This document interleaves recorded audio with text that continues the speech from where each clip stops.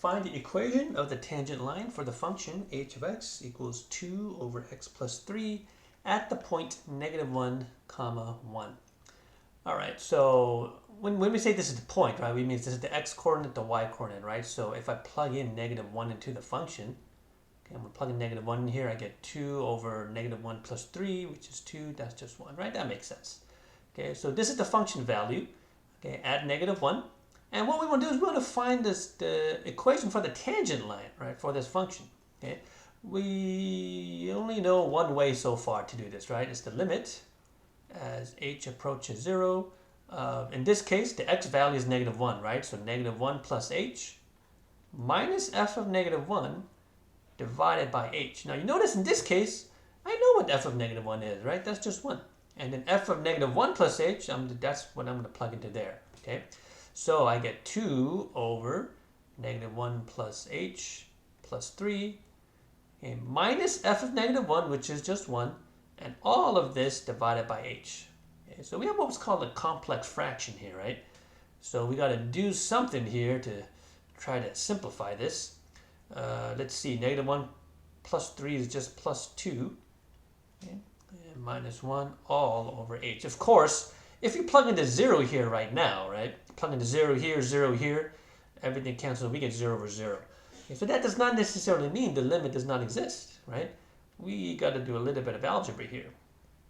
And in this case, we have a fraction, right? So what I'm going to do is combine these guys.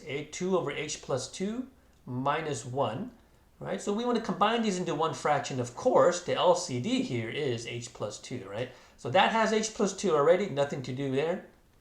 Here, I want to multiply the numerator and denominator by h plus 2, right? It's just 1, right? 1 over 1, so that just becomes h plus 2 over h plus 2. Notice what happens. 2 minus h minus 2, that becomes negative h over h plus 2. Okay? And don't cancel these out, right? That's a big no-no. We can't do that. So notice what we end up with here. We get negative h over h plus 2 all over h. Of course, this just means we are going to divide by h, but we never divide fractions, right? What do we do instead? We multiply by the reciprocal. So we get negative h over h plus 2 times 1 over h. That turns out pretty nice, right? The h's just cancel out here. So what's our final answer? We get -1 over h plus 2. But as h goes to 0, right, we end up with -1/2. So what does it mean? Right? That at this function, right, for this function, at this point, the slope of the tangent line is -1/2. So in order to get the equation of that line now, well, we just use the point slope formula. Y minus y1 equals mx minus x1, right? So we'll plug in the point that we know and the slope that we just found, and we simplify everything, right? We'll solve for y.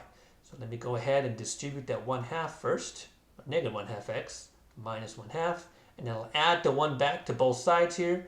It'll -1/2 x plus 1/2.